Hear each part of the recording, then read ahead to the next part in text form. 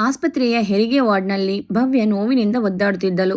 ಹೊರಗಡೆ ಕುಟುಂಬದವರೆಲ್ಲರೂ ತುಂಬ ಚಿಂತೆಗೊಳಗಾಗಿದ್ದರು. ಸ್ವಲ್ಪ ಹೊತ್ತಿನ ನಂತರ ಸಿಸ್ಟರ್ ಹೊರಗೆ ಬಂದು, ನಿಮ್ಮ ಮಗಳಿಗೆ ಗಂಡು ಮಗು ಆಯಿತು ಎಂದು ಮಗುವನ್ನು ಅವರ ಕೈಗೆ ಕೊಟ್ಟು ಹೋದಳು. 1 ಗಂಟೆಯ ನಂತರ ಡಾಕ್ಟರ್ ಹೊರಗೆ ಬಂದು, ಐ ಆಮ್ ಸಾರಿ, ನಾವು ನಿಮ್ಮ ಮಗಳನ್ನು ಉಳಿಸಿಕೊಳ್ಳೋಕೆ ಆಗುತ್ತಿಲ್ಲ. ಅವರು ಇನ್ನೇನು ಕೆಲವು ಕ್ಷಣಗಳಲ್ಲಿ ಮರಣ ಹೊಂದುತ್ತಾರೆ. ಅಷ್ಟರಲ್ಲಿ ನೀವು ಹೋಗಿ ಅವರನ್ನು ನೋಡಬಹುದು ಎಂದು ಹೇಳಿದರು. ಅದನ್ನು ಕೇಳಿದ ಎಲ್ಲರಿಗೂ ಶಾಕ್ ಆಯಿತು. ತಕ್ಷಣ ಎಲ್ಲರೂ ಒಳಗೆ ಓಡಿ ಹೋದರು. ಶ್ವೇತಾಳನ್ನು ಅವರು ನೋಡಿ ಮಾತನಾಡಿಸುತ್ತಿರುವಾಗ ಉಸಿರು ನಿಲ್ಲಿಸಿದಳು. ನಂತರ ದೇಹವನ್ನು ಆಂಬ್ಯುಲೆನ್ಸ್ನಲ್ಲಿ ಮನೆಗೆ ತೆಗೆದುಕೊಂಡು ಬಂದರು. ಎಲ್ಲರೂ ತಾಳಲಾರದ ನೋವಿನಲ್ಲಿ ಇದ್ದರೂ ಅಂತ್ಯಕ್ರಿಯೆಯನ್ನು ಮಾಡಲೇಬೇಕು ಎಂದು ಮಾಡಿ ಮುಗಿಸಿದರು. ನಂತರ ಭವ್ಯಳ ತಂದೆ ತಾಯಿಯಾದ ಶ್ರೀನಿವಾಸ್ ಹಾಗೂ ಅನಂತಮ್ಮ ತಮ್ಮ ಅಳಿಯನನ್ನು ಯಾವ ರೀತಿ ಸಮಾಧಾನ ಮಾಡಬೇಕು ಎಂದು ತಿಳಿಯಲಿಲ್ಲ. ಏಕೆಂದರೆ ಅಳಿಯನಿಗೆ ತಂದೆ ತಾಯಿ ಯಾರೂ ಇರಲಿಲ್ಲ. ಅವನಿಗೆ ಈಗ ಹುಟ್ಟಿದ ಮಗನಿದ್ದ. ಈಗ ಭವ್ಯ ತೀರಿಕೊಂಡು ಮಗುವನ್ನು ಕೊಟ್ಟು ಹೋಗಿದ್ದಳು. ನಂತರ ಗೋಪಾಲನ ದೂರದ ಸಂಬಂಧಿಯೊಬ್ಬರು, ಆಗಬಾರದು ಆಗಿ ಹೋಗಿದೆ, ಈಗ ನಿನಗೆ ಮಗುವಿದೆ, ನೀನು ಆ ಮಗುವನ್ನು ಕರೆದುಕೊಂಡು ಎಲ್ಲಿಗೆ ಹೋಗುತ್ತೀಯಾ, ಹೇಗೆ ಇರುತ್ತೀಯಾ ಎಂದು ಕೇಳಿದಾಗ ಗೋಪಾಲ ಹೇಳಿದ, ನಾನು ಯಾರ ಮೇಲೂ ಅವಲಂಬಿತನಾಗಿಲ್ಲ ಎಂದು ಮಗುವನ್ನು ತೆಗೆದುಕೊಂಡು ಅಲ್ಲಿಂದ ಹೊರಟು ಹೋದ. ಗೋಪಾಲನ ಮನೆ ಹಾಗೂ ಅವರ ಅತ್ತೆ ಮಾವನ ಮನೆಗೆ ಬಹಳ ದೂರವೇನೂ ಇರಲಿಲ್ಲ. ಪ್ರತಿದಿನ ಹೋಗಿ ಬಂದು ನೋಡುತ್ತಿದ್ದರು. ಪ್ರತಿದಿನ ಹೋಗುತ್ತಿದ್ದವರು ದಿನಗಳು ಕಳೆಯುತ್ತಾ ವಾರಕ್ಕೆ 1 ಸಲ, ತಿಂಗಳಿಗೆ 1 ಸಲ ಹೋಗಿ ನೋಡತೊಡಗಿದರು. ನಂತರ ಆ ಕೆಲಸ ಈ ಕೆಲಸ ಎನ್ನುತ್ತಾ ಹೋಗುವುದನ್ನು ಬಿಟ್ಟುಬಿಟ್ಟರು. ಒಂದು ದಿನ ಅಳಿಯ ಗೋಪಾಲ ಹಾಗೂ ಮೊಮ್ಮಗನನ್ನು ನೋಡಿ ತುಂಬ ದಿನಗಳಾಯಿತು, ಏನು ಕಷ್ಟಪಡುತ್ತಿದ್ದಾರೋ ಎಂದು ನೋಡಿ ಬರಲು ಅಳಿಯನ ಮನೆಗೆ ಹೋದರು. ಆಗ ಅಳಿಯ ತುಂಬ ಜ್ವರದಿಂದ ನರಳುತ್ತಿದ್ದರು. ಔಷಧಿಯನ್ನು ತೆಗೆದುಕೊಂಡಿರಲಿಲ್ಲ. ತಕ್ಷಣ ಗಾಬರಿಯಿಂದ ಹೋಗಿ ನೋಡಿದಾಗ ಜ್ವರ ತುಂಬ ಹೆಚ್ಚಾಗಿತ್ತು. ಮನೆ ಕೆಲಸದವಳು ಕೂಡ ರಜೆ ಹಾಕಿದ್ದಳು. ತಕ್ಷಣ ಡಾಕ್ಟರ್ನ ಮನೆಗೆ ಕರೆದು ಚಿಕಿತ್ಸೆ ಕೊಡಿಸಿದಾಗ ಅವರಿಗೆ ವೈರಲ್ ಜ್ವರ ಬಂದಿದೆ, ಅವರನ್ನು ಹತ್ತಿರದಲ್ಲೇ ಯಾರಾದರೂ ಇದ್ದು ನೋಡಿಕೊಳ್ಳಿ ಎಂದು ಹೇಳಿದರು. ನಂತರ ಅತ್ತೆ ಮಾವ ಇಬ್ಬರು ಅಳಿಯನನ್ನು ಚೆನ್ನಾಗಿ ನೋಡಿಕೊಳ್ಳತೊಡಗಿದರು. ಅವರಿಬ್ಬರಿಗೂ ಅಳಿಯನ ಪರಿಸ್ಥಿತಿಯನ್ನು ಕಂಡು ತುಂಬ ಬೇಜಾರಾಗಿತ್ತು. ನಂತರ ಗೋಪಾಲ 3-4 ದಿನಗಳಲ್ಲಿ ಮೊದಲಿನಂತೆ ಆರೋಗ್ಯವಾಗಿ ಚೇತರಿಸಿಕೊಂಡ ಮತ್ತು ಅತ್ತೆ ಮಾವನಿಗೆ ಹೇಳಿದ, ನಾನು ಮಗುವನ್ನು ಮನೆಯಲ್ಲಿ ಇದ್ದು ನೋಡಿಕೊಳ್ಳಲು ಯಾರಾದರೂ ಒಬ್ಬರನ್ನು ನೇಮಿಸುತ್ತೇನೆ, ನೀವೇನು ಇದರ ಬಗ್ಗೆ ಚಿಂತೆ ಮಾಡಬೇಡಿ, ನೀವು ಇನ್ನು ಹೋಗಿ ಬನ್ನಿ ಎಂದು ಹೇಳಿದ. ಮನೆಗೆ ಬಂದಿದ್ದ ಅತ್ತೆ ಮಾವ ಮಗುವನ್ನು ಕರೆದು ಮಾತನಾಡಿಸಿ ನಂತರ ಮನೆಗೆ ಹೊರಟರು. ಅಳಿಯನ ಅವಸ್ಥೆಯನ್ನು ನೋಡಲಾಗದೆ ಮಾವ ಶ್ರೀನಿವಾಸ ಹಾಗೂ ಅತ್ತೆ ಅನಂತಮ್ಮನವರು ಒಂದು ನಿರ್ಧಾರಕ್ಕೆ ಬಂದರು.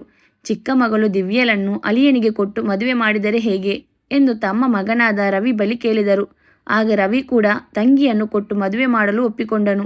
ನಂತರ ಇದರ ತೀರ್ಮಾನವನ್ನು ನಾವೇ ತೆಗೆದುಕೊಂಡರೆ ಆಗುವುದಿಲ್ಲ, ದಿವ್ಯಾಳನ್ನು ಒಂದು ಮಾತು ಕೇಳಿಬಿಡೋಣ ಎಂದು ದಿವ್ಯಳನ್ನು ಸಹ ಕರೆದರು. ಆಗ ಅವಳಿಗೆ ಹೇಳಿದರು, ನಾವು ನಿನ್ನನ್ನು ಭಾವನಿಗೆ ಕೊಟ್ಟು ಮದುವೆ ಮಾಡುತ್ತಿದ್ದೇವೆ ಎಂದಾಗ ದಿವ್ಯಾ ಭಾವನಿಗ ಎಂದು ಶಾಕ್ ಆದಳು. ಆಗ ಅವರ ತಾಯಿ, ಯಾಕೆ, ಅವರಿಗೇನು ಕಮ್ಮಿಯಾಗಿದೆ, ಸರ್ಕಾರಿ ಕೆಲಸ, ಮನೆ, ಆಸ್ತಿ ಪಾಸ್ತಿ ಎಲ್ಲವೂ ಚೆನ್ನಾಗಿಯೇ ಇದೆ, 3-4 ವರ್ಷ ದೊಡ್ಡವರಿರಬಹುದು ಅಷ್ಟೇ, ಮೊದಲೆಲ್ಲ 20-30 ವರ್ಷ ದೊಡ್ಡವರನ್ನು ಮದುವೆ ಮಾಡಿಕೊಳ್ಳುತ್ತಿರಲಿಲ್ಲವೇ, ನಿನ್ನ ಅಕ್ಕನನ್ನು ಮದುವೆಯಾಗಲು ನಿಮ್ಮ ಭಾವ ಬಂದಾಗ ನಮ್ಮ ಹತ್ತಿರ ಏನೂ ಇರಲಿಲ್ಲ, ಅವರು 1 ರೂಪಾಯಿ ವರದಕ್ಷಿಣೆ ಕೂಡ ತೆಗೆದುಕೊಳ್ಳದೆ ಅವಳನ್ನು ಮದುವೆ ಮಾಡಿಕೊಂಡಿದ್ದರು, ನಾವು ಅಂತಹ ಅಳಿಯನನ್ನು ಪಡೆಯುವುದಕ್ಕೆ ನಾವು ಪುಣ್ಯ ಮಾಡಿರಬೇಕು, ಅಳಿಯ ಎಷ್ಟು ಒಳ್ಳೆಯವರೆಂದು ನಮಗೆ ಮಾತ್ರ ಗೊತ್ತು, ಎಲ್ಲಿ ಹುಡುಕಿದರೂ ಇಂಥ ಹುಡುಗ ನಮಗೆ ಸಿಗುವುದಿಲ್ಲ ಎಂದು ದಿವ್ಯಾಳಿಗೆ ಬುದ್ಧಿಯನ್ನು ಹೇಳಿದರು. ಆಗ ದಿವ್ಯ ಕೂಡ ತಂದೆ ತಾಯಿಯ ಮಾತಿಗೆ ಇಲ್ಲ ಎನ್ನದೆ ಸರಿ ಎಂದು ತಲೆ ಆಡಿಸಿ ಮದುವೆಗೆ ಒಪ್ಪಿಕೊಂಡಳು. ಇದರಿಂದಾಗಿ ಸಂತೋಷಗೊಂಡ ಅವಳ ತಂದೆ ತಾಯಿ ಹಾಗೂ ರವಿ 3 ಜನ ಅಳಿಯನ ಜೊತೆ ಮಾತನಾಡಲು ಹೋದರು. ಇತ್ತ ರವಿಯ ಹೆಂಡತಿ ಅವಳ ಬಗ್ಗೆ ಹೇಳಬೇಕೆಂದರೆ ಅವಳ ಬುದ್ಧಿ ಸರಿ ಇರಲಿಲ್ಲ. ಮನೆಯಲ್ಲಿ ಎಲ್ಲರಿಗೂ ಜಗಳವನ್ನು ತಂದಿಕ್ಕುತ್ತಿದ್ದಳು. ಇವರೆಲ್ಲರೂ ಅಳಿಯನ ಜೊತೆ ಮಾತನಾಡಲು ಹೋದಾಗ ರವಿಯ ಹೆಂಡತಿ ದಿವ್ಯ ತಲೆ ತುಂಬ ಕೆಟ್ಟದನ್ನು ತುಂಬತೊಡಗಿದಳು. ನಿನಗೇನು ಕರ್ಮ, ನೀನ್ಯಾಕೆ 2ನೇ ಹೆಂಡತಿಯಾಗಿ ಅವರನ್ನು ಮದುವೆಯಾಗುತ್ತೀಯಾ ಎಂದು ಕೇಳಿದಾಗ ದಿವ್ಯ ಆಗ, ಅವರು ನನ್ನ ಅಕ್ಕನ ಗಂಡ, ತುಂಬ ಒಳ್ಳೆಯ ಗುಣ ಇರುವವರು, ಇನ್ನು ನನ್ನ ಅಕ್ಕನ ಮಗು ತಬ್ಬಲಿಯಾಗಿದೆ, ಆ ಮಗು ಇನ್ನೂ ಚಿಕ್ಕದು, ಅವನನ್ನು ನೋಡಿಕೊಳ್ಳುವುದಕ್ಕೆ ಒಬ್ಬ ತಾಯಿ ಬೇಕೇ ಬೇಕು, ಬೇರೆ ಯಾರಾದರೂ ಆ ಜಾಗಕ್ಕೆ ಬಂದರೆ ಅವನನ್ನು ಚೆನ್ನಾಗಿ ನೋಡಿಕೊಳ್ಳುತ್ತಾರೋ ಇಲ್ಲವೋ, ಆದರೆ ಆ ಮಗು ನನ್ನ ಅಕ್ಕನ ಮಗು, ಅಂದರೆ ನನಗೂ ಮಗು, ನಾನು ಅವನನ್ನು ಚೆನ್ನಾಗಿ ನೋಡಿಕೊಳ್ಳುತ್ತೇನೆ, ಹಾಗಿದ್ದಾಗ ನಾನು ಭಾವನನ್ನು ಮದುವೆಯಾಗುವುದರಲ್ಲಿ ತಪ್ಪೇನಿದೆ ಎಂದಳು. ಆಗ ರವಿಯ ಹೆಂಡತಿ, ಅವರು 3 ಜನ ನಿನ್ನ ಭಾವನ ಬಗ್ಗೆ ಸತ್ಯವನ್ನು ನಿನಗೆ ಸರಿಯಾಗಿ ಹೇಳಿಲ್ಲ, ಎಲ್ಲವನ್ನು ಮುಚ್ಚಿಟ್ಟಿದ್ದಾರೆ ಎಂದಳು. ಹಾಗಿದ್ದರೆ ನಿಜ ಏನು ಅತ್ತಿಗೆ? ನನಗೆ ತಿಳಿಯದ್ದು ಎಂದು ಕೇಳಿದಾಗ, ನಿನ್ನ ಅಕ್ಕನನ್ನು ನಿನ್ನ ಭಾವ ವರದಕ್ಷಿಣೆ ಇಲ್ಲದೆ ಮದುವೆಯಾದರೂ ನಿಜ. ಆದರೆ ಮದುವೆಯಾದ ಮೇಲೆ ಪ್ರತಿದಿನವೂ ಅವಳಿಗೆ ಆ ವಿಷಯವಾಗಿ ಕಿರುಕುಳವನ್ನು ಕೊಡುತ್ತಿದ್ದರು. ನೀನು ಹಾಗೂ ನಿನ್ನ ತಮ್ಮ ಕಾಲೇಜಿಗೆ ಹೋದ ಮೇಲೆ ನಿನ್ನ ಅಕ್ಕ ಪ್ರತಿದಿನವೂ ಮನೆಗೆ ಬಂದು ಅಳುತ್ತಾ ಎಲ್ಲವನ್ನೂ ಹೇಳಿಕೊಳ್ಳುತ್ತಿದ್ದಳು. ಆಗ ನಿನ್ನ ಅಣ್ಣ ಹಾಗೂ ಅಪ್ಪ ಅವಳಿಗೆ ಬುದ್ಧಿ ಹೇಳಿ ಸಮಾಧಾನ ಮಾಡಿ ಕಳಿಸುತ್ತಿದ್ದರು. ನಿನ್ನ ಅಕ್ಕನನ್ನು ಒಂದು ರೂಮಿನಲ್ಲಿ ಕೂಡಿ ಹಾಕಿ ಚಿತ್ರಹಿಂಸೆ ಕೊಟ್ಟು ನರಕವನ್ನು ತೋರಿಸುತ್ತಿದ್ದನಂತೆ. 3-4 ಅಬಾರ್ಷನ್ ಕೂಡ ಮಾಡಿಸಿದನಂತೆ. ಕೊನೆಗೆ ಒಂದು ಮಗುವಿಗೆ ಜನ್ಮ ನೀಡಿ ನೋವು ತಡೆದುಕೊಳ್ಳಲಾಗದೆ ಅವಳು ಈ ಲೋಕವನ್ನು ಬಿಟ್ಟು ಹೊರಟು ಹೋದಳು. ಇದೆಲ್ಲ ನಿನಗೆ ಗೊತ್ತಾ ಎಂದು ಹೇಳಿದಳು. ಆಗ ದಿವ್ಯಾ, ಹೋಗಲಿ ಬಿಡು ಅತ್ತಿಗೆ ಎಂದು ಹೇಳುತ್ತಾ ಹೊರಗೆ ಹೋದಳು. ಆದರೆ ರವಿಯ ಹೆಂಡತಿ ಬಿತ್ತಿದ್ದ ಬೀಜ ದಿವ್ಯಳ ಮನಸ್ಸಿನಲ್ಲಿ ಎಲ್ಲೋ ಒಂದು ಕಡೆ ಬಲವಾಗಿ ನಾಟಿತ್ತು. ಮತ್ತೆ ರವಿಯ ಹೆಂಡತಿ ಹೊರಗೆ ಬಂದು, ಏನೇ, ನಿನ್ನ ಅಣ್ಣನನ್ನು ಮದುವೆಯಾಗಿದ್ದೇನೆ. ಅವನಿಗೆ ಚಿಕ್ಕ ಒಂದು ಸರ್ಕಾರಿ ಕೆಲಸ ಇದೆ. ನಿನ್ನ ತಂದೆ ತಾಯಿಯ ಕೈಕೆಳಗೆ ಅವರ ಚಾಕ್ರಿ ಮಾಡಿಕೊಂಡು ನಾನು ಇಲ್ಲಿ ಬಿದ್ದಿದ್ದೇನೆ. ನನಗೆ ಇಲ್ಲಿ ಯಾವುದೇ ಸಂತೋಷವಿಲ್ಲ. ಆದರೆ ನಿನ್ನ ಅಕ್ಕ ನಿನ್ನ ಭಾವನನ್ನು ಮದುವೆಯಾಗಿ ಸಕಲ ಐಶ್ವರ್ಯವನ್ನು ಪಡೆದುಕೊಂಡಿದ್ದಳು. ಅವಳಿಗೆ ಅದೃಷ್ಟವಿರಲಿಲ್ಲ, ಬೇಗನೆ ಹೊರಟು ಹೋದಳು. ಈಗ ನಿನ್ನ ತಾಯಿ ಬುದ್ಧಿವಂತಿಕೆ ವಹಿಸಿ ನಿನ್ನನ್ನು ನಿನ್ನ ಭಾವನಿಗೆ ಕೊಟ್ಟು ಮದುವೆ ಮಾಡುತ್ತಿದ್ದಾಳೆ. ನೀನು ಹೇಗೆ ನಿನ್ನ ಭಾವನನ್ನು ಮದುವೆಯಾಗಿ ಅವನ ಜೊತೆ ನೆಮ್ಮದಿಯಾಗಿ ಸಂಸಾರ ಮಾಡುತ್ತೀಯಾ? ನಿನ್ನ ತಂದೆ ತಾಯಿ ನಿನ್ನನ್ನು ಕುರಿ ಮಾಡಿದ್ದಾರೆ. ನೀನು ಅದಕ್ಕೆ ಬಲಿಯಾಗಬೇಡ ಎಂದು ಹೇಳಿದಾಗ ದಿವ್ಯಾ ಅವಳ ಅತ್ತಿಗೆ ಮಾತುಗಳನ್ನು ಕೇಳಿ ಅವರ ಭಾವವನ್ನು ಮದುವೆಯಾಗಲು ನಿರಾಕರಿಸಿದಳು. ಅತ್ತಿಗೆ ಭಾವನ ಬಗ್ಗೆ ಹೇಳಿದ ಮಾತುಗಳು ದಿವ್ಯಳ ತಲೆಯಲ್ಲಿ ಏನೇನೋ ಆಲೋಚನೆಗಳನ್ನು ಸೃಷ್ಟಿ ಮಾಡಿದವು. ನಂತರ ಪ್ರತಿದಿನ ರವಿಯ ಹೆಂಡತಿ ದಿವ್ಯಳನ್ನು ಪಾರ್ಕಿಗೆ, ದೇವಸ್ಥಾನಕ್ಕೆ, ಹೊರಗಡೆ ಸುತ್ತಾಡಲು ಕರೆದುಕೊಂಡು ಹೋಗಿ ಅವಳ ಭಾವನ ಬಗ್ಗೆ ಇಲ್ಲಸಲ್ಲದನ್ನು ಹೇಳಿ ಅವಳನ್ನು ತಲೆ ಕೆಡಿಸುತ್ತಿದ್ದಳು. ಇದರಿಂದಾಗಿ ದಿವ್ಯಾ ತಲೆಯಲ್ಲಿ ಅವಳ ಭಾವನ ಬಗ್ಗೆ ಒಳ್ಳೆಯ ಅಭಿಪ್ರಾಯ ಬೆಳೆಯಲೇ ಇಲ್ಲ. ಅಪ್ಪ ಅಮ್ಮ ಇಬ್ಬರು ಅಕ್ಕನ ಕಷ್ಟವನ್ನು ಅರ್ಥ ಮಾಡಿಕೊಂಡಿದ್ದರೆ ಈಗ ಅಕ್ಕ ನಮ್ಮನ್ನು ಬಿಟ್ಟು ಹೋಗುತ್ತಿರಲಿಲ್ಲ ಎಂದುಕೊಂಡಳು. ಈ ನಡುವೆ ಶ್ರೀನಿವಾಸ್ ಮತ್ತೆ ಅನಂತಮ್ಮನವರು ಹಾಗೂ ರವಿ ತುಂಬ ಬಲವಂತ ಮಾಡಿ ಗೋಪಾಲನ್ನು ದಿವ್ಯ ಜೊತೆ ಮದುವೆಯಾಗಲು ಒಪ್ಪಿಸಿದರು. ಇದಾದ ಮೇಲೆ ಗೋಪಾಲ್ ಬಂದು ದಿವ್ಯಳನ್ನು ಕೇಳಿದ, ನಿನಗೆ ನನ್ನನ್ನು 2ನೇ ಮದುವೆಯಾಗಲು ಇಷ್ಟ ಇದೆ ತಾನೆ ಎಂದು. ಆಗ ದಿವ್ಯಾ, ನನಗೆ ನಿಮ್ಮನ್ನು ಮದುವೆಯಾಗಲು ಇಷ್ಟವಿಲ್ಲ ಎಂದು ಹೇಳಲು ಹೊರಟಿದ್ದಳು. ಆದರೆ ಎದುರಿಗೆ ತನ್ನ ತಾಯಿ ನಿಂತುಕೊಂಡು ನೋಡುತ್ತಿರುವುದನ್ನು ನೋಡಿ, ನನಗೇನು ಮದುವೆಯಾಗಲು ಅಭ್ಯಂತರವಿಲ್ಲ ಎಂದು ಹೇಳಿದಳು. ಸ್ವಲ್ಪ ದಿನಗಳ ನಂತರ ಇಬ್ಬರಿಗೂ ಕೂಡ ಮದುವೆ ಮಾಡಿದರು. ಅವರಿಬ್ಬರಿಗೂ ಮೊದಲ ರಾತ್ರಿ ಕೂಡ ಏರ್ಪಡಿಸಿದರು. ಆಗ ಗೋಪಾಲ ಅವಳಿಗೆ ಸ್ವಲ್ಪ ಹೊತ್ತು ವಿಶ್ರಾಂತಿ ಮಾಡು ಎಂದು ಹೇಳಿದ. ಆಗ ದಿವ್ಯಾ ತನ್ನ ಮನಸ್ಸಿನಲ್ಲಿ ಅಂದುಕೊಂಡಳು, ಎಷ್ಟು ಡ್ರಾಮಾ ಮಾಡುತ್ತಿದ್ದಾನೆ, ಏನೋ ತುಂಬ ಒಳ್ಳೆಯವನು ಎನ್ನುವಂತೆ. ಇವನ ಬಗ್ಗೆ ನನಗೆ ಎಲ್ಲವೂ ಗೊತ್ತಿದೆ ಎಂದು ಮನಸ್ಸಿನಲ್ಲಿ ಅಂದುಕೊಂಡಳು. ನಂತರ ಗಂಡನ ಮನೆಗೆ ದಿವ್ಯಳನ್ನು ಕಳಿಸಿಕೊಡಲಾಯಿತು. ದಿವ್ಯಾ ಗಂಡನ ಮನೆಗೆ ಹೋದ ಮೇಲೆ ಮಗುವನ್ನು ತುಂಬಾ ಚೆನ್ನಾಗಿ ನೋಡಿಕೊಳ್ಳತೊಡಗಿದಳು. ಮನೆ ಕೆಲಸದವಳು ಬರದಿದ್ದರಿಂದ ಮನೆಯ ಎಲ್ಲಾ ಕೆಲಸವನ್ನು ದಿವ್ಯಾಲೇ ಮಾಡುತ್ತಿದ್ದಳು. ಆಗ ಅಂದುಕೊಳ್ಳುತ್ತಿದ್ದಳು, ಪಾಪ ಅಕ್ಕನನ್ನು ಹೀಗೆ ಹಿಂಸೆ ಮಾಡುತ್ತಿದ್ದರು ಎಂದು. ಒಂದು ದಿನ ಮಗುವನ್ನು ನೋಡಿಕೊಳ್ಳಲು ಒಬ್ಬ ಕೇರ್ ಟೇಕರ್ ಬಂದರು. ಸ್ವಲ್ಪ ದಿನಗಳ ನಂತರ ಮನೆ ಕೆಲಸದವಳು ಕೂಡ ಬಂದಳು. ಆಗ ದಿವ್ಯಾ ಅಂದುಕೊಂಡಳು, ಭಾವ ನನ್ನನ್ನು ಮೆಚ್ಚಿಸಲು ಈ ರೀತಿ ಮಾಡುತ್ತಿದ್ದಾರೆ ಎಂದು. ಮನೆ ಕೆಲಸದವಳು ಅಡಿಗೆಯನ್ನು ಹಿಡಿದು ಎಲ್ಲ ಕೆಲಸವನ್ನು ಮಾಡುತ್ತಿದ್ದಳು. ದಿವ್ಯಳಿಗೆ ಮಾಡಲು ಯಾವುದೇ ಕೆಲಸ ಇರಲಿಲ್ಲ. ಒಂದು ದಿನ ದಿವ್ಯಾಳ ತಾಯಿ ಮನೆಗೆ ಬಂದರು. ದಿವ್ಯಾ ಹಾಗೂ ಅಳಿಯ ದೂರ ದೂರ ಇರುವುದನ್ನು ನೋಡಿದರು. ಆಗ ದಿವ್ಯಾ ತಾಯಿ, ಮಗು ಇರುವುದರಿಂದ ಇವರಿಬ್ಬರು ದೂರ ದೂರ ಇದ್ದರೆ ಸಂಸಾರ ಚೆನ್ನಾಗಿರುವುದಿಲ್ಲ ಎಂದುಕೊಂಡು ಮಗುವನ್ನ ತಮ್ಮ ಮನೆಗೆ ಕರೆದುಕೊಂಡು ಹೋದರು. ಈಗ ಅವರಿಬ್ಬರಿಗೂ ಏಕಾಂತದಲ್ಲಿ ಸಮಯ ಕಳೆಯಲು ಸಮಯವಿತ್ತು. ಗೋಪಾಲ್ ಕೂಡ ಆಲೋಚಿಸಿದ, ಸತ್ತು ಹೋದ ಹೆಂಡತಿಗೋಸ್ಕರ ಈಗಿರುವ ಹೆಂಡತಿಯ ಮನಸ್ಸನ್ನು ನೋಯಿಸಬಾರದು ಎಂದು ಅವಳಿಗೆ ಹತ್ತಿರವಾಗಲು ಬಯಸಿ ಅವಳನ್ನು ತಬ್ಬಿಕೊಂಡ. ಆಗ ಒಂದು ಕಡೆ ದಿವ್ಯನಿಗೆ ಗಂಡ ತಬ್ಬಿಕೊಂಡಿರುವುದು ಹಿತವೆನಿಸಿತು. ಇನ್ನೊಂದು ಕಡೆ ಅತ್ತಿಗೆ ಹೇಳಿರುವ ಮಾತುಗಳು ಕಿವಿಯಲ್ಲಿ ಶಬ್ದ ಮಾಡಲಾರಂಭಿಸಿದ್ದವು. ನಿನ್ನನ್ನು ನಿನ್ನ ಅಕ್ಕನ ಹಾಗೆ ವೇಶ್ಯೆಯ ರೀತಿ ಉಪಯೋಗಿಸಿ ಬಿಸಾಕುತ್ತೇನೆ ಎಂದು ಹೇಳಿದ ಮಾತನ್ನು ನೆನೆಸಿಕೊಂಡು ದಿವ್ಯಾ ಗೋಪಾಲನ್ನ ದೂರ ತಳ್ಳಿದಳು. ಆಗ ಗೋಪಾಲ್ ಏನಾಯಿತು ಎಂದು ಹೇಳಿ ಹೊರಗಡೆ ಹೋಗುತ್ತಿದ್ದ ಅವಳ ಕೈಯನ್ನು ಗಟ್ಟಿಯಾಗಿ ಹಿಡಿದುಕೊಂಡ. ಆಗ ದಿವ್ಯಾ, ನೀನು ನನ್ನ ಅಕ್ಕನ ಹಾಗೆ ನನ್ನನ್ನು ವೇಶ್ಯೆ ರೀತಿ ಮಾಡಿಕೊಳ್ಳಬೇಕು, ಮನೆ ಕೆಲಸದವಳ ರೀತಿ ಮಾಡಿಕೊಳ್ಳಬೇಕು ಎಂದುಕೊಂಡಿದ್ದೀಯಾ? ಈಗ ನಿಮಗೆ ನಿಜ ಹೇಳುತ್ತೇನೆ ಕೇಳಿ. ನನಗೆ ನಿನ್ನನ್ನು ಮದುವೆಯಾಗುವುದೇ ಇಷ್ಟವಿರಲಿಲ್ಲ. ಆದರೆ ನನ್ನ ತಂದೆ ತಾಯಿ ಹಾಗೂ ಅಣ್ಣನ ಒತ್ತಡ ಮತ್ತು ಭಯದಿಂದ ನಾನು ನಿಮ್ಮನ್ನು ಮದುವೆಯಾಗಲು ಒಪ್ಪಿಕೊಂಡೆ. ನಿನಗೆ ಬೇಕಾಗಿರುವುದು ನನ್ನ ದೇಹ ಮಾತ್ರ ಅಲ್ಲವೇ? ಆದರೆ ಅದು ಎಂದಿಗೂ ಸಾಧ್ಯವಿಲ್ಲ, ಹಾಗೂ ಅದಕ್ಕೆ ನಾನು ಬಿಡುವುದಿಲ್ಲ. ನಿನ್ನ ವಶಕ್ಕೆ ನನ್ನನ್ನು ತೆಗೆದುಕೊಳ್ಳಲು ಆಗುವುದಿಲ್ಲ. ನಾನು ಎಂದಿಗೂ ನಿನ್ನ ಗುಲಾಮಲಾಗುವುದಿಲ್ಲ ಎಂದು ಬಾಯಿಗೆ ಬಂದಂತೆ ಬೈಯುತ್ತಾ ಅವನಿಗೆ ಒಂದು ಮಾತನಾಡಲು ಅವಕಾಶವನ್ನು ಕೊಡದೆ ಮಾತನಾಡುತ್ತಿದ್ದಳು. ಅವಳ ಮಾತಿನಿಂದಾಗಿ ಗೋಪಾಲನಿಗೆ ಒಮ್ಮೆಗೆ ಸಿಡಿಲು ಬಡಿದಂತಾಗಿತ್ತು. ಅವತ್ತಿನಿಂದ ಗೋಪಾಲ್ ಅವಳ ಜೊತೆ ಮಾತನಾಡುವುದನ್ನು ಬಿಟ್ಟು ಬಿಟ್ಟ. ಅಲ್ಲದೆ ಬೇರೆ ರೂಮಿನಲ್ಲಿ ಹೋಗಿ ಮಲಗುತ್ತಿದ್ದ.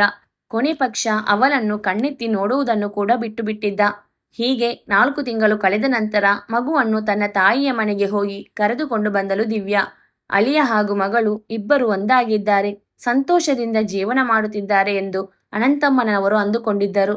ಗೋಪಾಲ್ ಮಗುವನ್ನು ಅಷ್ಟಾಗಿ ಮುದ್ದಾಡುತ್ತಿರಲಿಲ್ಲ. ಆಗ ದಿವ್ಯಾ, ಓಹೋ, ನನ್ನ ಅಕ್ಕನಿಗೆ ಹುಟ್ಟಿದ ಮಗು ಅಲ್ಲವೇ, ಅದಕ್ಕೆ ಅವನನ್ನು ಇವನು ಎತ್ತಿಕೊಳ್ಳುವುದಿಲ್ಲ ಎಂದುಕೊಳ್ಳುತ್ತಿದ್ದಳು. ದಿವ್ಯಾ ತನ್ನ ರೂಮಿನ ಬಾಗಿಲನ್ನು ಭದ್ರವಾಗಿ ಹಾಕಿಕೊಳ್ಳುತ್ತಿದ್ದಳು. ಎಲ್ಲಿ ಗೋಪಾಲ್ ನನ್ನನ್ನು ಏನಾದರೂ ಮಾಡಿಬಿಡುತ್ತಾನೆ ಎನ್ನುವ ಭಯ ಇತ್ತು ಅವಳಿಗೆ. ಸ್ವಲ್ಪ ದಿನಗಳು ಹೀಗೆ ಇಬ್ಬರ ಮಧ್ಯೆ ಮುನಿಸು ಮುಂದುವರಿಯಿತು.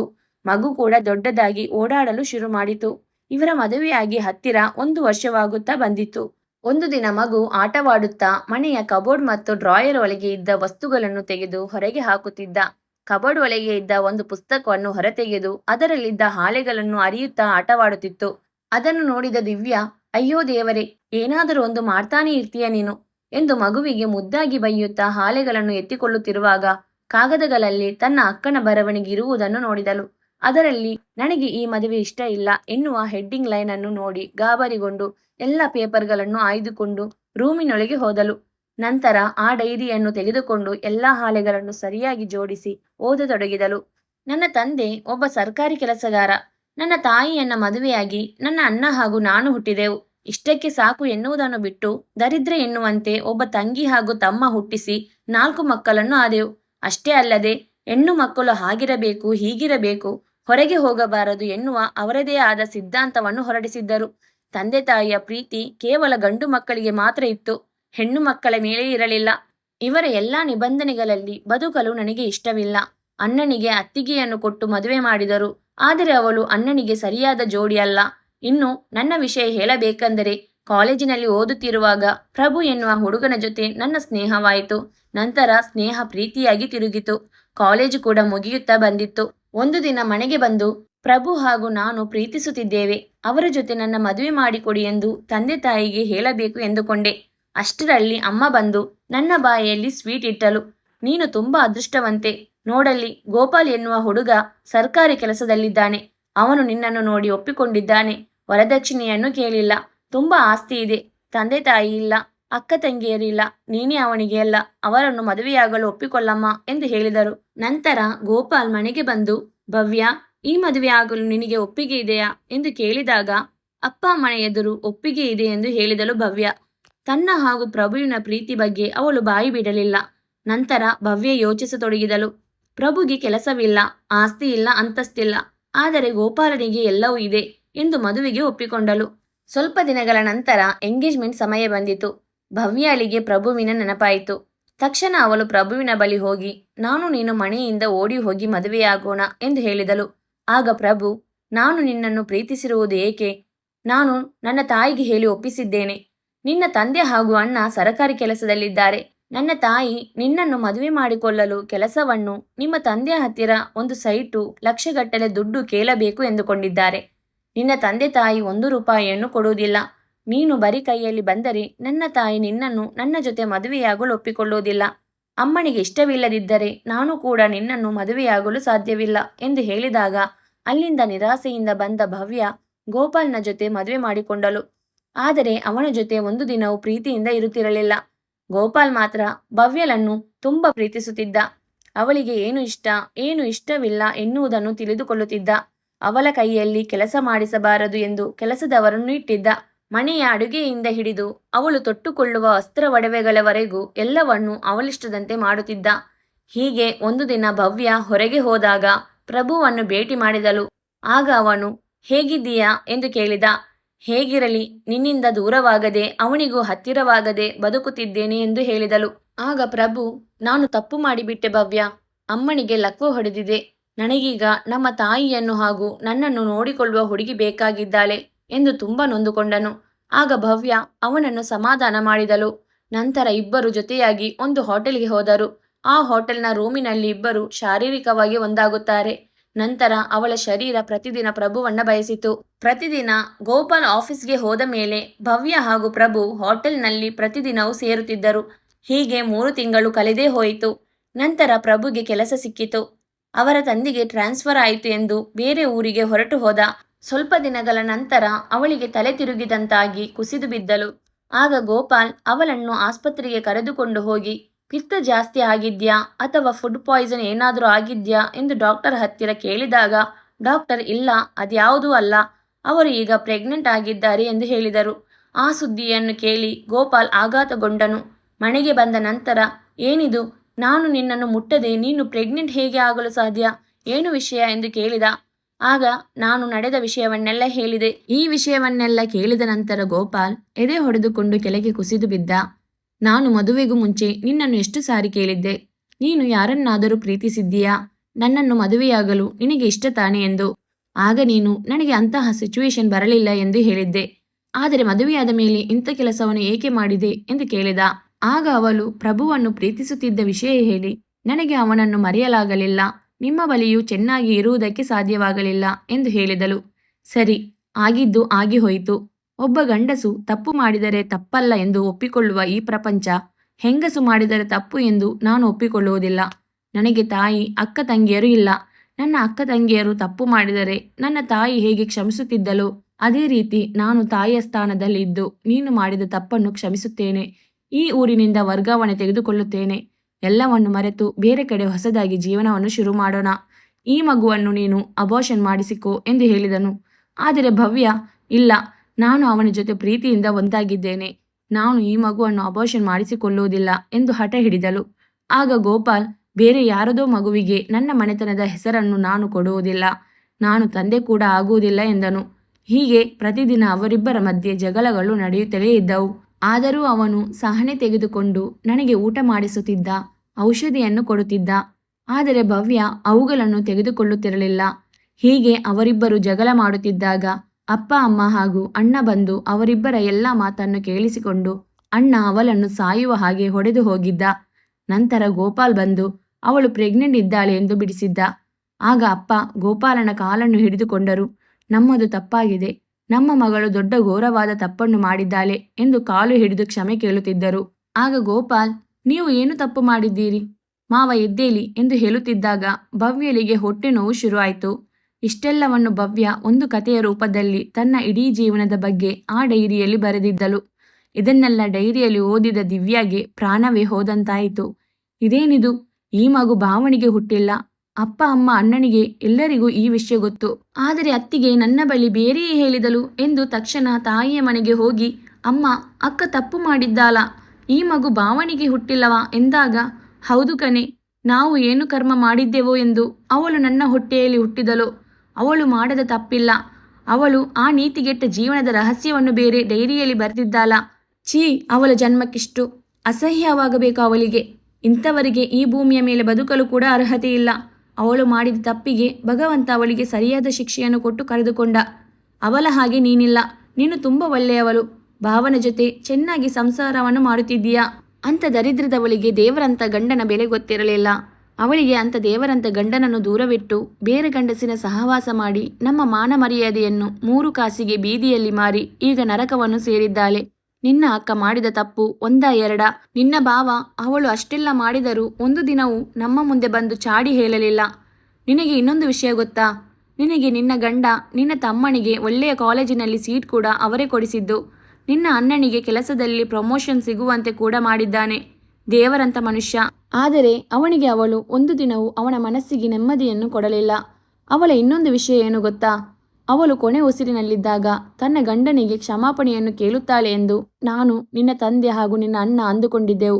ಆದರೆ ಆ ಪಾಪಿಷ್ಟೇ ಅವಳು ಏನು ಹೇಳಿದ್ದಳೆಂದರೆ, ನಾನು ನಿನಗೆ ಕೆಟ್ಟದ್ದನ್ನು ಬಯಸುತ್ತೇನೆ, ನೀನು ಚೆನ್ನಾಗಿ ತಿಳಿದುಕೋ, ನನ್ನ ಮಗ ತಂದೆ ಇಲ್ಲದೆ ಬೆಳೆಯಬಾರದು, ನಾನು ಸತ್ತ ಮೇಲೆ ನೀನು ಇನ್ನೊಂದು ಮದುವೆ ಆಗುತ್ತೀಯಾ ಎಂದು ಗೊತ್ತು. ಆಗ ನನ್ನ ಮಗನೇ ನಿನ್ನ ಮನೆಗೆ ದೊಡ್ಡ ಮಗನಾಗಬೇಕು, ಅವನ ಹೆಸರಿಗೆ ಎಲ್ಲ ಆಸ್ತಿಯನ್ನು ಬರೆಯಬೇಕು. ಒಂದು ವೇಳೆ ನೀನೇನಾದರೂ ನಾನು ಹೇಳಿದ್ದನ್ನು ಮಾಡದಿದ್ದರೆ ನಿನಗೆ ಮದುವೆ ಆಗಬಾರದು, ಮದುವೆಯಾದರೂ ಮುಂದೆ ಮಕ್ಕಳಾಗಬಾರದು, ನೀನು ನಿನ್ನ ಹೆಂಡತಿ ಸುಖವಾಗಿ ಇರಲೇಬಾರದು ಎಂದು ಹಿಡಿ ಶಾಪ ಹಾಕಿದಳು. ಅದಕ್ಕೆ ಆ ಮಗುವನ್ನು ನಿನ್ನ ಗಂಡ ಎತ್ತಿಕೊಳ್ಳುವುದಿಲ್ಲ, ಮುದ್ದಾಡುವುದಿಲ್ಲ. ಅವನ ಸಂಬಂಧಿಕರು ಬಂದಾಗ ಎಲ್ಲಿ ನನ್ನ ಮಗಳ ಬಗ್ಗೆ ಹೇಳಿಬಿಡುತ್ತಾನೋ ಎಂದು ನಾನು ನಿನ್ನ ತಂದೆ ಅಂಗೈಯಲ್ಲಿ ಜೀವ ಹಿಡಿದುಕೊಂಡಿದ್ದೆವು. ಆದರೆ ಆ ದೇವತಾ ಮನುಷ್ಯ ಯಾರ ಮುಂದೆಯೂ ಅವನು ಒಂದು ಮಾತನ್ನೂ ಆಡಲಿಲ್ಲ. ಮಗುವನ್ನು ಕರೆದುಕೊಂಡು ಕೆಲಸದವರನ್ನು ಇಟ್ಟುಕೊಂಡು ಸಾಕತೊಡಗಿದ. ನಂತರ ಅವನು ಏನು ಹೇಳಿದ ಅಂದರೆ, ನಾನಂತೂ ತಂದೆ ತಾಯಿ ಇಲ್ಲದೆ ಅನಾಥವಾಗಿ ಬೆಳೆದೆ. ಆದರೆ ಈ ಮಗು ಅವನ ತಾಯಿ ತಪ್ಪು ಮಾಡಿದ್ದಕ್ಕೆ ಆ ಮಗು ಏಕೆ ಶಿಕ್ಷೆ ಅನುಭವಿಸಬೇಕು ಅತ್ತೆ ಎಂದು ಹೇಳಿದ. ತಾಯಿಯಿಂದ ಇಷ್ಟೆಲ್ಲ ಮಾತುಗಳನ್ನು ಕೇಳಿಸಿಕೊಂಡ ದಿವ್ಯಾ ಆಗ ತಾನು ಮಾಡಿದ ತಪ್ಪಿನ ಬಗ್ಗೆ ಅರಿತುಕೊಂಡಳು. ನಂತರ ಮನೆಗೆ ಹೋಗಿ ಗೋಪಾಲ್ ಆಫೀಸ್ನಿಂದ ಬಂದ ತಕ್ಷಣ ನನ್ನನ್ನು ಕ್ಷಮಿಸಿ ಎಂದು ಕೇಳಿದಳು. ಅಕ್ಕ ತಪ್ಪು ಮಾಡಿದ್ದಾಳೆ ಎಂದು ನನಗೆ ಗೊತ್ತಿರಲಿಲ್ಲ. ನನಗೆ ಈಗ ಎಲ್ಲ ವಿಷಯ ಗೊತ್ತಾಗಿದೆ. ನನ್ನನ್ನು ದಯವಿಟ್ಟು ಕ್ಷಮಿಸಿ ಎಂದು ಕಾಲಿಡಿದು ಕೇಳಿಕೊಂಡಳು. ನಿನ್ನ ಅಕ್ಕ ಮಾಡಿದ್ದು ತಪ್ಪಾಗಿತ್ತು. ಆದರೆ ನಾನು ನಿನ್ನನ್ನು ಮದುವೆಯಾಗುವುದಕ್ಕೂ ಮುಂಚೆ ನನ್ನನ್ನು ಮದುವೆಯಾಗಲು ಇಷ್ಟನಾ ನಿಮಗೆ ಎಂದು ಕೇಳಿದ್ದೆ. ಆದರೆ ಅಕ್ಕ ತಂಗಿಯರಿಬ್ಬರಿಗೂ ತುಂಬ ದುರಹಂಕಾರ. ಅವಳು ನನಗೆ ನರಕವನ್ನು ತೋರಿಸಿ ಈಗ ಮೇಲೆ ಹೋಗಿದ್ದಾಳೆ. ಈಗ ನೀನು ನಿನ್ನ ಅತ್ತಿಗೆ ಮಾತುಗಳನ್ನು ಕೇಳಿ ಈ ರೀತಿ ಹೇಳುತ್ತಿದ್ದೀಯಾ? ಇಂದು ನಿನ್ನ ಅತ್ತಿಗೆ ಹೇಳಿದಳೆಂದು ನೀನು ನಂಬಿದ್ದೀಯಾ? ಮುಂದೊಂದು ದಿನ ಬೇರೆಯವರು ಏನೇ ಹೇಳಿದರೂ ಕೂಡ ನೀನು ನಂಬುತ್ತೀಯಾ? ನಿನ್ನ ಅತ್ತಿಗೆ ಸ್ವಭಾವ ಎಂತಹದು ಎಂದು ನಿನಗೆ ಗೊತ್ತಿಲ್ಲವೇ? ಅವರ ಮಾತನ್ನು ಕೇಳಿ ನಿನ್ನ ಅಕ್ಕನ ಬಗ್ಗೆ ಗೊತ್ತಿಲ್ಲದೆ ನನಗೆ ಎಂಥ ಮಾತುಗಳನ್ನು ಆಡಿದ್ದೀಯಾ? ನಿಮಗೆ ನಿಮ್ಮ ತಂದೆ ತಾಯಿಯ ಮೇಲೆ ನಂಬಿಕೆ ಇಲ್ಲ. ಅಕ್ಕ ತಂಗಿ ಇಬ್ಬರು ತಂದೆ ತಾಯಿಯರನ್ನು ಅರ್ಥ ಮಾಡಿಕೊಳ್ಳಲಿಲ್ಲ. ಅವರಂಥ ತಂದೆ ತಾಯಿ ನನಗೆ ಸಿಕ್ಕಿದ್ದರೆ ನಾನು ದೇವರಂತೆ ಪೂಜಿಸುತ್ತಿದ್ದೆ. ನಿನ್ನ ಅಕ್ಕನನ್ನು ಒಪ್ಪಿಕೊಂಡಿದ್ದು ಕೇವಲ ನಿನ್ನ ತಂದೆ ತಾಯಿಯ ಸ್ವಭಾವ, ಅವರ ಗುಣವನ್ನು ನೋಡಿ. ತಂದೆ ತಾಯಿ ಎಂದಿಗೂ ಮಕ್ಕಳಲ್ಲಿ ಭೇದ ಭಾವ ಮಾಡುವುದಿಲ್ಲ. ಹೆಣ್ಣು ಮಕ್ಕಳಾಗಲಿ ಗಂಡು ಮಕ್ಕಳಾಗಲಿ ಎಲ್ಲರನ್ನೂ ಸರಿಸಮಾನವಾಗಿ ನೋಡುತ್ತಾರೆ. ಆದರೆ ನಿಮ್ಮಂಥವರು ಅದನ್ನು ಅರ್ಥ ಮಾಡಿಕೊಳ್ಳುವುದಿಲ್ಲ. ನೀವಿಬ್ಬರು ಅಕ್ಕ ತಂಗಿಯರ ಬಗ್ಗೆ ನನಗೆ ಗೊತ್ತಾಗಿರುವುದೇನೆಂದರೆ, ನಿಮಗೆ ಬೇರೆಯವರು ಹೇಳಿದ್ದನ್ನು ಕೇಳುವ ಹವ್ಯಾಸ. ನಿನ್ನ ಅಕ್ಕನಿಗೆ ಬರೀ ತಪ್ಪುಗಳನ್ನೇ ಮಾಡುವ ಗುಣ. ನಿಮ್ಮಿಬ್ಬರಿಗೂ ಆಟವಾಡಲು ನಾನೊಬ್ಬ ಹುಚ್ಚನಂತೆ ಸಿಕ್ಕಿದ್ದೇನೆ ಅಷ್ಟೇ ಎಂದು ಹೇಳಿದ. ಅವನ ಮಾತನ್ನು ಕೇಳಿ ನೊಂದುಕೊಂಡ ದಿವ್ಯಾ ಅವನ ಕಾಲನ್ನು ಹಿಡಿದುಕೊಂಡು ಕ್ಷಮಿಸುವಂತೆ ಬೇಡಿಕೊಂಡಳು. ಆಗ ಶ್ರೀನಿವಾಸ್ ಮತ್ತು ಅನಂತಮ್ಮನವರು ಹಾಗೂ ರವಿ ಒಳಗೆ ಬಂದರು. ಆಗ ಶ್ರೀನಿವಾಸ್ ಅವರು ದಿವ್ಯಾ ಜುಟ್ಟನ್ನು ಹಿಡಿದು, ನಿಮಗೆ ಏನಾಗಿದೆ? ಇಂಥ ದೇವರಂತ ಗಂಡ ಸಿಕ್ಕರೂ ಅವನ ಜೊತೆ ಸಂಸಾರ ಮಾಡಲು ಯೋಗ್ಯತೆ ಇಲ್ಲ. ನಾನು ಏನು ಪಾಪ ಮಾಡಿದ್ದೇನೆ? ಯಾವ ಜನ್ಮದಲ್ಲಿ ಯಾರಿಗೆ ಹಿಂಸೆ ಕೊಟ್ಟಿದ್ದೇನೋ? ಇಂದು ಈ ರೀತಿ ನಿಮ್ಮಂತಹ ಮಕ್ಕಳನ್ನು ಪಡೆದೆ ಎಂದು ಅಳುತ್ತಾ, ಕೆಲವು ಹೆಣ್ಣು ಮಕ್ಕಳು ಅತ್ತೆಯ ಕಾಟ, ಮಾವನ ಕಾಟ, ಗಂಡನ ಕಾಟ, ಮನೆಕೆಲಸ ಎಂದು ನೊಂದು ಬೆಂದು ಹೋಗುತ್ತಿದ್ದಾರೆ. ಅಂತಹ ಹೆಣ್ಣು ಮಕ್ಕಳಿಗೆ ದೇವರು ಒಳ್ಳೆಯ ಗಂಡನನ್ನು ಕೊಡುವುದಿಲ್ಲ. ನಿಮ್ಮಂತಹ ಹೆಣ್ಣು ಮಕ್ಕಳಿಗೆ ಒಳ್ಳೆಯ ಗಂಡನನ್ನು ಕೊಟ್ಟರೂ ಅರ್ಥ ಮಾಡಿಕೊಳ್ಳದೆ ಸೊಕ್ಕಿನಿಂದ ಮೆರೆದಾಡುತ್ತಿದ್ದೀರಿ. ದೇವರಂತ ಗಂಡನ ಜೊತೆ ಸಂಸಾರ ಮಾಡಲು ನಿಮ್ಮಂಥವರಿಗೆ ಯೋಗ್ಯತೆ ಇಲ್ಲ ಎಂದು ರವಿ ಹೊಡೆದ ಏಟಿಗೆ ದಿವ್ಯ ತಲೆ ತಿರುಗಿದಂತಾಗಿ ಕುಳಿತಳು. ಆಗ ಗೋಪಾಲ್ ಅವನನ್ನು ತಡೆದ. ಆಗ ರವಿ, ಬಿಡಿ ಬಾವ, ನನ್ನನ್ನು ಬಿಟ್ಟು ಬಿಡಿ. ಇವಳ ಜೊತೆ ನಿಮಗೆ ನಾನು ಡೈವರ್ಸ್ ಕೊಡಿಸಿ ನಾನು ನಿಂತು ಒಳ್ಳೆಯ ಹುಡುಗಿಯನ್ನು ಹುಡುಕಿ ನಿಮಗೆ ಮದುವೆ ಮಾಡುತ್ತೇನೆ ಎಂದನು. ಆಗ ದಿವ್ಯಾ, ನನ್ನ ಗಂಡನನ್ನು ನಾನು ಯಾರಿಗೂ ಬಿಟ್ಟು ಕೊಡುವುದಿಲ್ಲ ಎಂದಳು. ನಾನು ಅವರನ್ನು ಕ್ಷಮೆ ಕೇಳುತ್ತೇನೆ. ನನ್ನ ಸಂಸಾರವನ್ನು ನಾನು ಸರಿ ಮಾಡಿಕೊಳ್ಳುತ್ತೇನೆ ಎಂದಳು. ಮತ್ತೆ ಎದ್ದು ಗಂಡನ ಕಾಲನ್ನು ಹಿಡಿದುಕೊಂಡು, ಯಾರಿಗೋ ಹುಟ್ಟಿದ ಮಗುವಿಗೆ ತಂದೆಯ ಸ್ಥಾನವನ್ನು ನೀವು ನೀಡಿದ್ದೀರಾ. ನಿಮ್ಮ ಮನೆತನದ ಹೆಸರನ್ನು ಕೊಟ್ಟಿದ್ದೀರಾ. ಅದೇ ರೀತಿ ನನ್ನನ್ನು ಕೂಡ ಕ್ಷಮಿಸಿಬಿಡಿ. ನನ್ನನ್ನು ದೂರ ಮಾಡಬೇಡಿ. ನನ್ನ ಅಕ್ಕ ಮಾಡಿದ ತಪ್ಪಿಗೆ ನನಗೆ ಶಿಕ್ಷೆ ಕೊಡಬೇಡಿ ಎಂದು ಗೋಳಾಡಿ ಬೇಡಿಕೊಂಡಾಗ ಗೋಪಾಲ್ ಕೂಡ ಅವಳನ್ನು ಕ್ಷಮಿಸಿದ. ಸ್ವಲ್ಪ ದಿನಗಳ ನಂತರ ದಿವ್ಯಗೂ ಕೂಡ ಒಂದು ಗಂಡು ಮಗು ಆಯಿತು. ಈಗ ಅವರಿಬ್ಬರು ಮಕ್ಕಳ ಜೊತೆ ಸಂತೋಷವಾಗಿದ್ದಾರೆ. ಕಣ್ಣಾರೆ ಕಂಡರೂ ಕೆಲವೊಂದು ಸಾರಿ ಎಷ್ಟೋ ತಪ್ಪುಗಳಾಗುತ್ತವೆ. ಹಾಗಿದ್ದಾಗ ಬೇರೆ ಯಾರು ಹೇಳಿದ ಮಾತುಗಳನ್ನು ನಾವು ಕೇಳಬಾರದು. ಇದರಿಂದ ನಾಶವಾಗುವುದು ನಮ್ಮ ಜೀವನವೇ. ಸ್ನೇಹಿತರೆ, ಈ ಕತೆ ನಿಮಗೆ ಇಷ್ಟವಾಗಿದ್ದಲ್ಲಿ ನಮ್ಮ ಹೃದಯದ ಮಾತು ಕನ್ನಡ ಕತೆಗಳು ಚಾನಲನ್ನು ಸಬ್ಸ್ಕ್ರೈಬ್ ಮಾಡಿ, ಲೈಕ್ ಮಾಡಿ, ಶೇರ್ ಮಾಡಿ, ಕಮೆಂಟ್ ಮಾಡಿ. ಧನ್ಯವಾದಗಳು.